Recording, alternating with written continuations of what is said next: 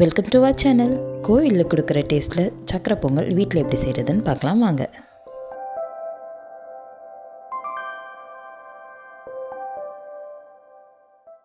ஒரு கப் அரிசிக்கு 1 table spoon பாசிப்பருப்புன்ற அளவில் எடுத்து வச்சுருக்கேங்க.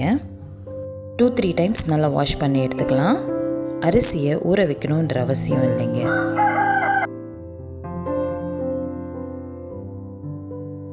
பொங்கல் செய்கிறதுக்கு ஒரு பாத்திரத்தில் தேவையான அளவு தண்ணி ஊற்றி வச்சுருக்கேங்க. இது நல்லா கொதிச்சு வரட்டும். நல்லா கொதிச்சு வந்ததுக்கப்புறமா நம்ம வாஷ் பண்ணி எடுத்து வச்சுருக்கிற அரிசி பருப்பை இதில் ஆட் பண்ணிக்கலாங்க.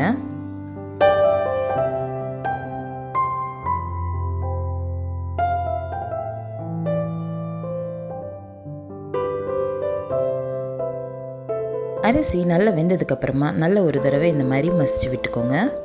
அடுத்து நான் இதில் 1.5 கப் அளவு பாரிஸ் பவுடர் ஜாகரி தாங்க ஆட் பண்ணுறேன். அதனால் நான் இதை அப்படியே ஆட் பண்ணிக்கிறேங்க.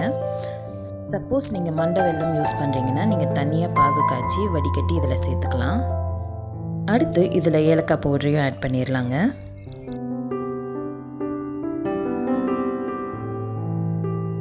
ரெண்டு டேபிள் ஸ்பூன் அளவுக்கு பசு நெய் சேர்த்துக்கிறேங்க.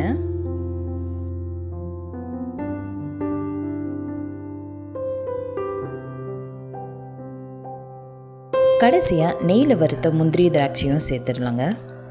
ஒரு பிஞ்ச் அளவு பச்சை கற்பூரத்தையும் நான் ஆட் பண்ணிக்கிறேன். பச்சை கற்பூரம் ஆட் பண்ணுறதுனால மனமும் சுவையும் கோவிலில் கொடுக்குற மாதிரி அப்படியே கிடைக்குங்க. உங்களுக்கும் இந்த ரெசிபி பிடிச்சிருக்கும்னு நினைக்கிறேன். பிடிச்சிருந்தா இந்த பொங்கலுக்கு நீங்களும் இதே போல் பொங்கல் செஞ்சு செலிப்ரேட் பண்ணுங்கள். Wish you a happy Pongal. மேலும் இது போல் ரெசிபீஸ்க்கு மறக்காமல் நம்ம சேனலை சப்ஸ்கிரைப் பண்ணி சப்போர்ட் பண்ணுங்கள். பக்கத்தில் இருக்க பெல் ஐக்கானையும் கிளிக் பண்ணுங்கள். தேங்க்யூ ஃபார் வாட்சிங்.